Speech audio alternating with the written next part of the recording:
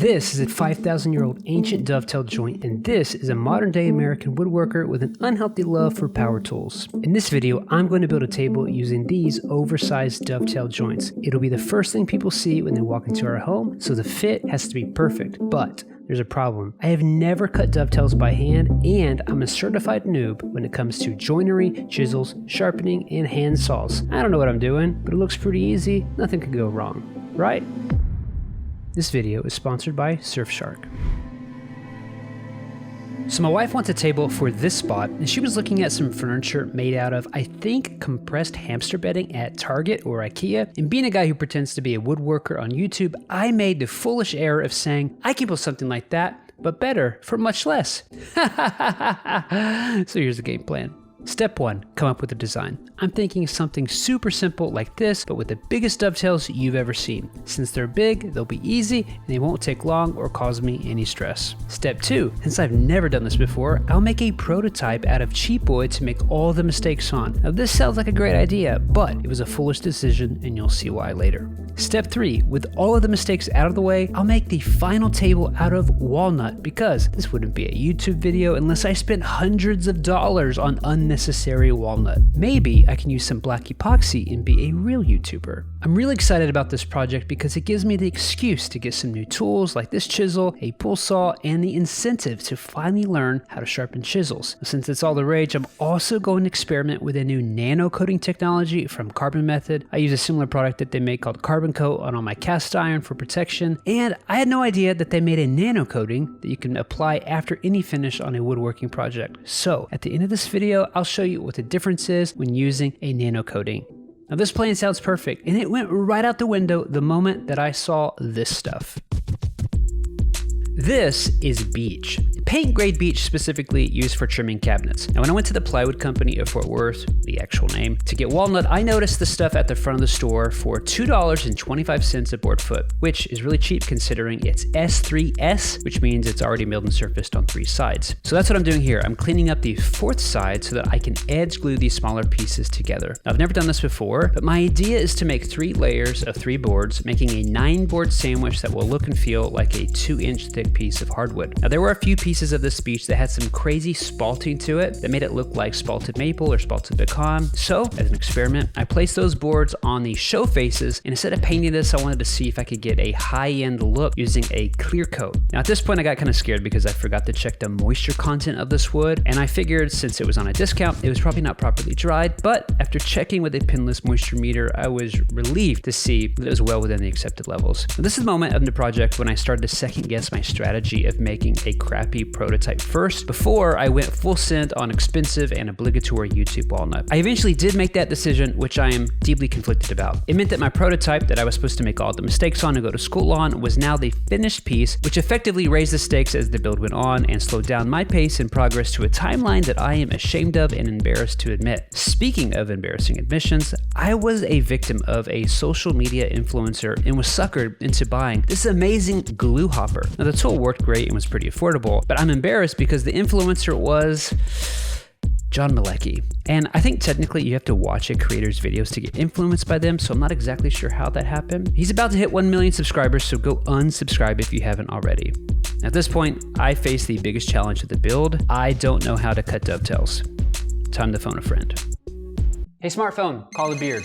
How you doing? How's my favorite YouTuber masquerading as a woodworker?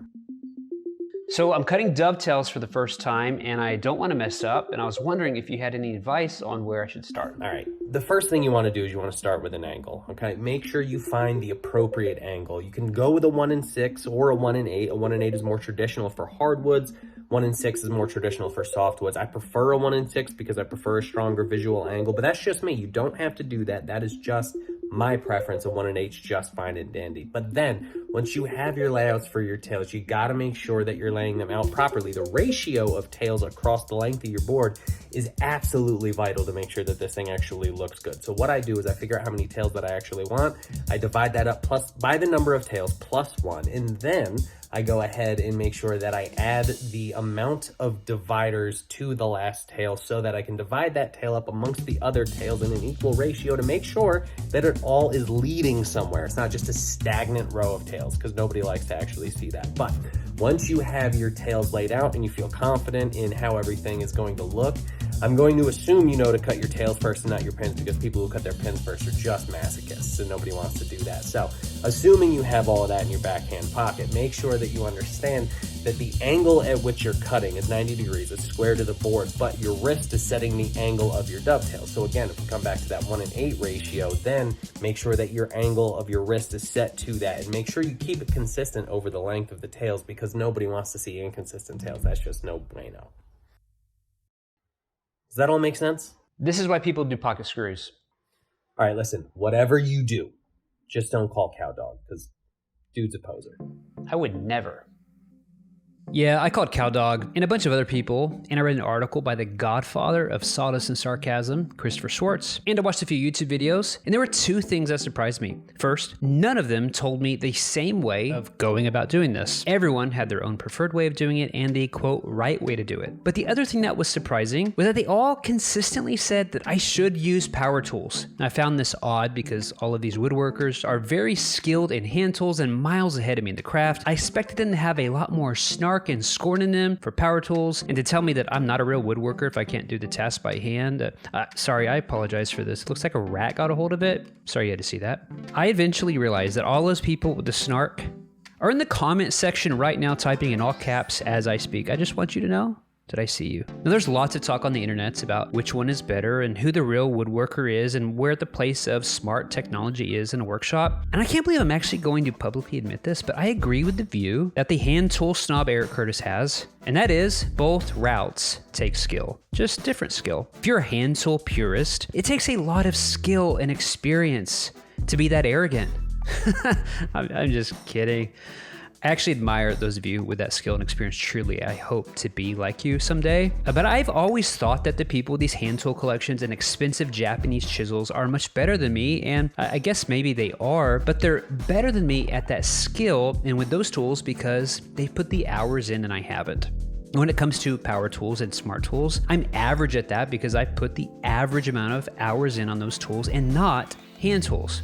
When it comes to hand tools, you can get yourself hurt if you're not paying attention and you don't know what you're doing. A sharp chisel in the hands of a novice is dangerous. And those of you who love hand tools will say that the only thing more dangerous than that is a dull chisel, right? Now, the same is true for power tools. A router and a scurry bit takes skill to use. And if you don't know what you're doing, you can hurt yourself.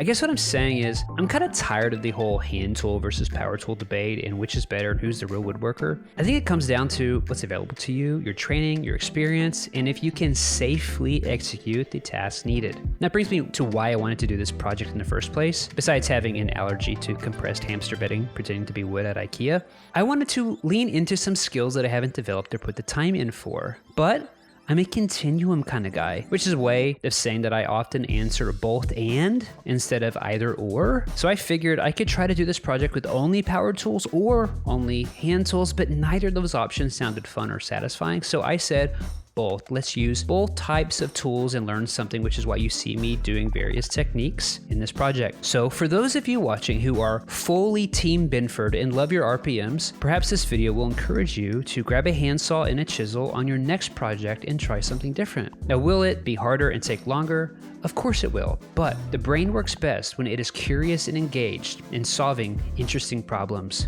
So here's permission to embrace hybrid woodworking.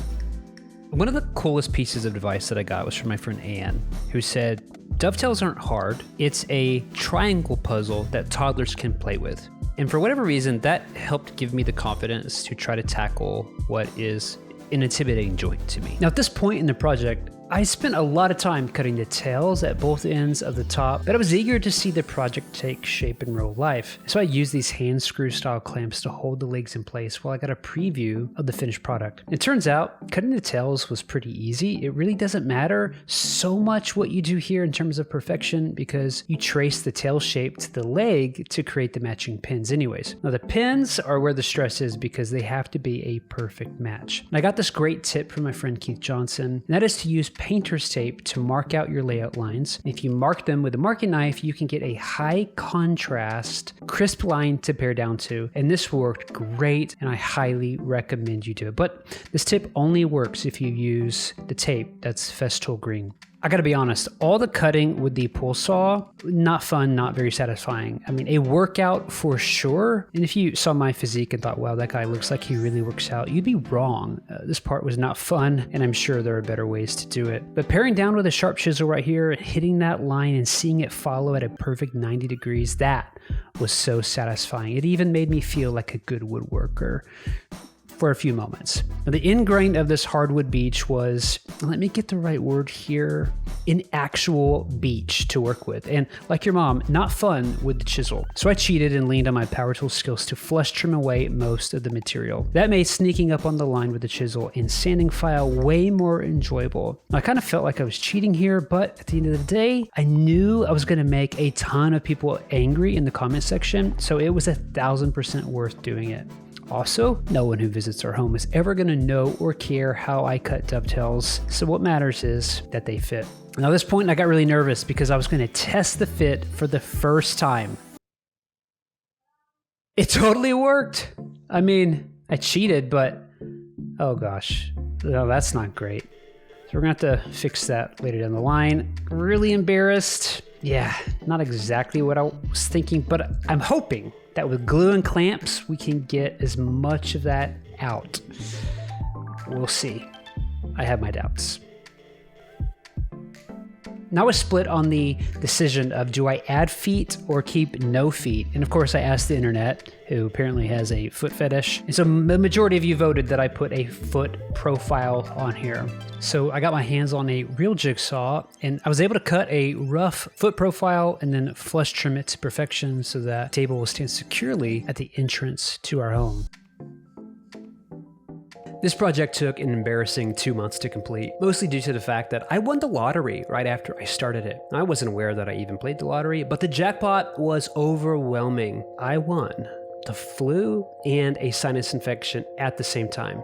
Then, right as I got better, my wife, who never gets sick, got a sinus infection that knocked her out for 2 weeks. Our 3 small children were conveniently home from school for a 3-week holiday break, which meant that my day job was now being a daddy, keeping them alive, while mommy got better at watching Hallmark by herself. And when that was over, we had a freak winter storm that most of the country had, which brought single-digit temperatures to Texas. And if you know anything about unexpected cold weather and the robust Texas power grid, you know the challenges that come with that. To thicken the plot, we're city people who just moved to the country, and so we weren't at all prepared to lose power, and to make it worse, the people around us had lost power for weeks last time this happened. Apparently, water wells and septic systems need electricity to operate.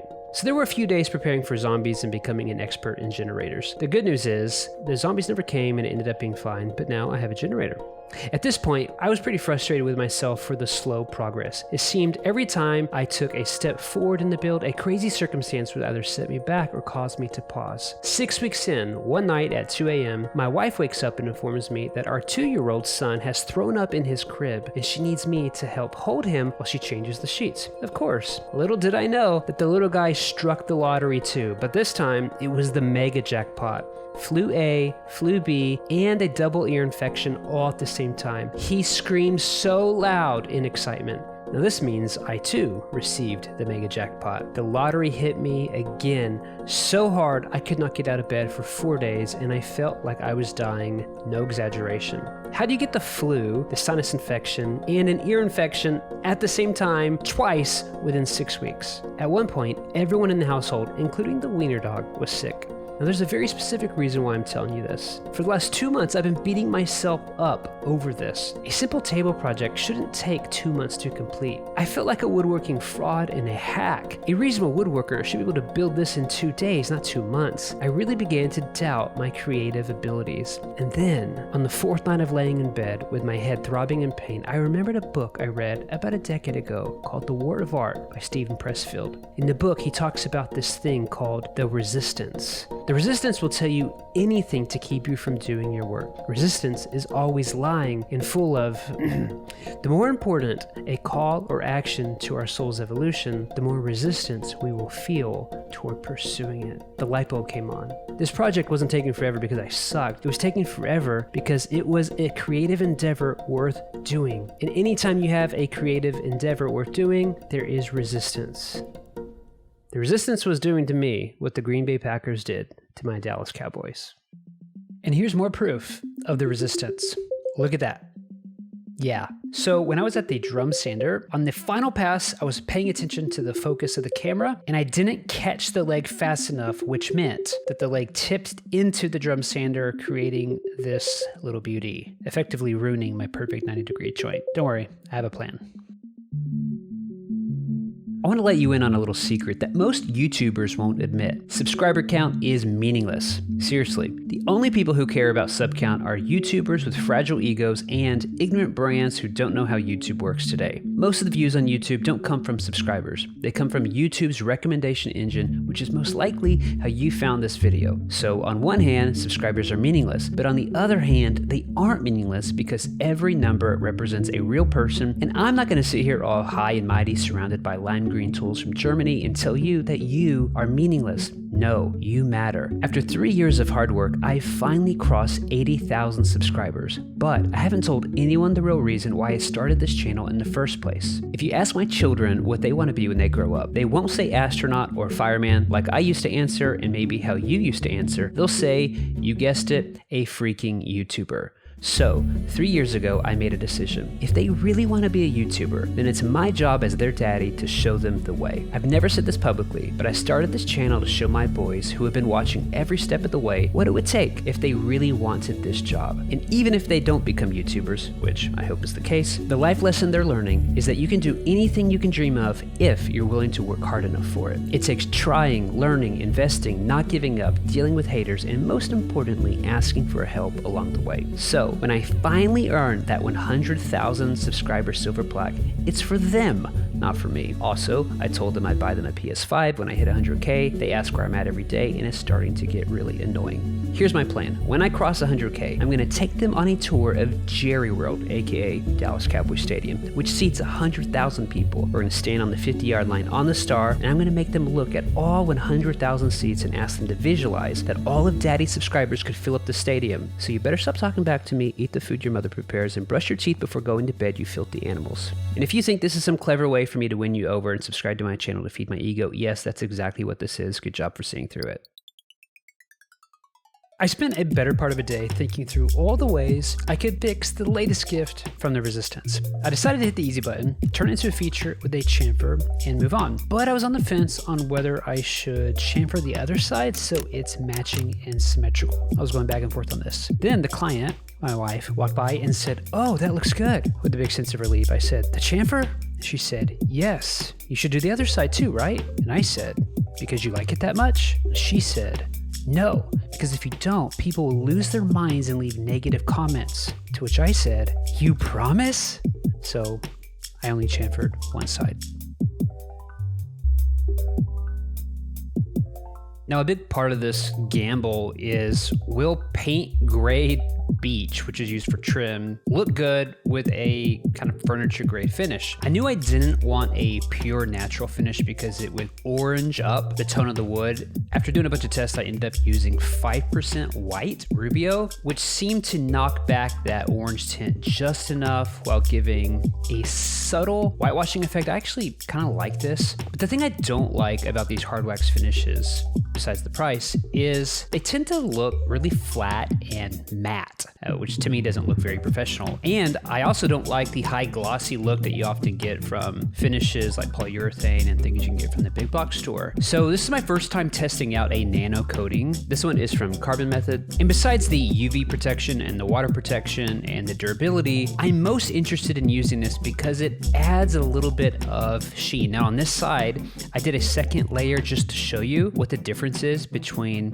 just one coat and two coats, and there's that line right in the middle. You can really see the sheen starting to build up the more coats you put on. The really cool thing about this stuff is even though it's a nano coating, you can blend it in pretty well, which is what I did just there, and you can't tell that I did a split layer in the middle.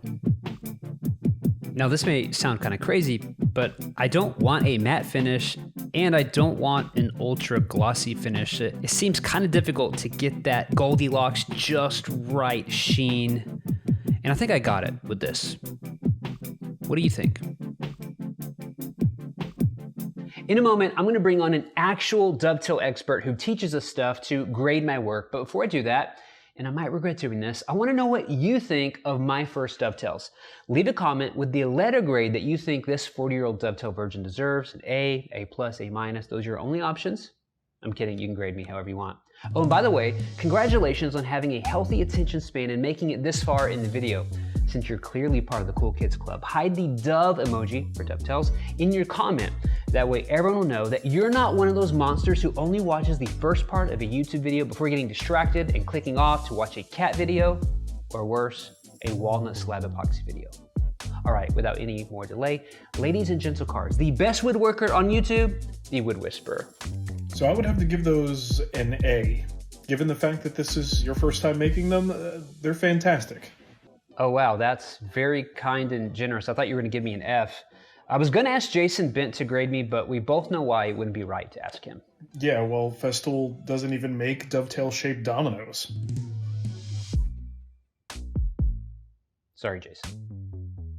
Now, while I am kind of impressed with how this project turned out, I'm pretty disappointed that I don't know exactly how long it took to make the woodworking portion of this project. It took over the course of 2 months, but there's a lot of sickness and delays in there. And shooting a YouTube video at the same time as doing a woodworking project takes so much time. On this project alone, over 648 video clips in 4K. The edit alone took 2 weeks to do. I could only do this because of people like you who actually click and watch on these videos. So I just want to say thank you. I also couldn't do it without sponsors like Surfshark that I actually use and believe in. So if you're using the internet and you want to be protected, make sure you check them out. And if this video did anything for you, made you laugh, made you learn something, a free way to help is just by liking it, commenting, subscribing, sharing it. It actually makes a difference. And if you were paying attention and caught some of the Easter eggs in the video, make sure you let me know you found them.